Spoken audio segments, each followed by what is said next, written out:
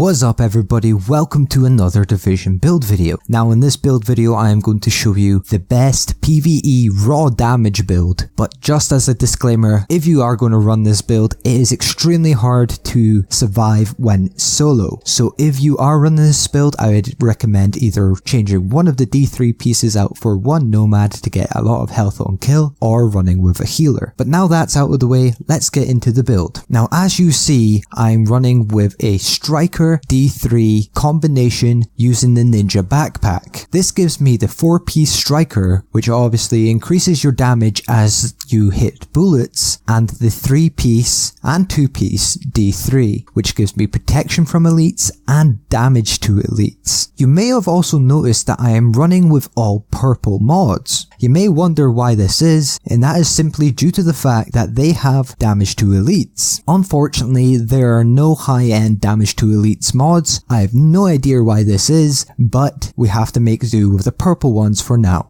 As for the rolls on everything is firearms. Except from the mods, they are all stamina. And as for my performance mods, they are all self-heal because as I said, it is hard to survive when using this specific build and you rely heavily on your heals. Now, the weapon I am using is the classic AK-47. This is simply due to the fact that this is one of the blueprints that I have and I was crafting a ton of these and happened to get these talents. Deadly, destructive, and ferocious. These are, in my opinion, the best talents to run with this build, but maybe Deadly could be switched out for something else if you'd prefer something else. In case you are interested, these are the mods I am running, but they are not essential for this build.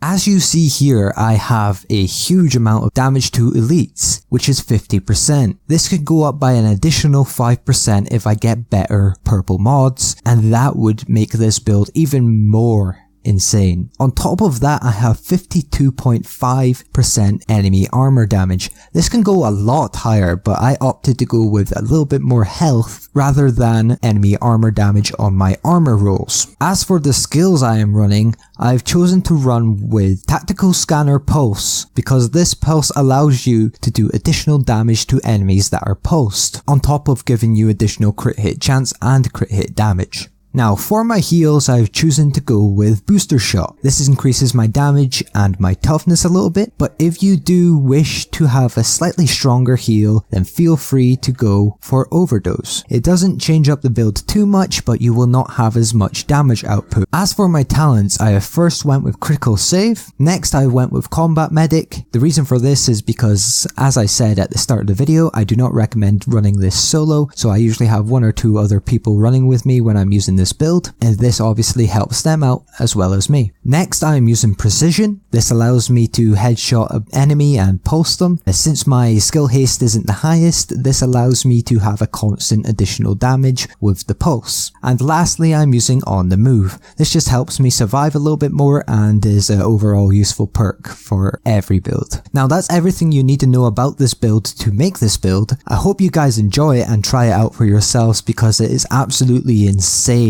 and really fun to use. I personally was hitting 240,000 on a non-crit headshot, and that is an insane number with this build. But anyway, aside from that, I hope you guys enjoy this build. If you do, leave a like, I appreciate it. And aside from that, I'll see you guys in the next one.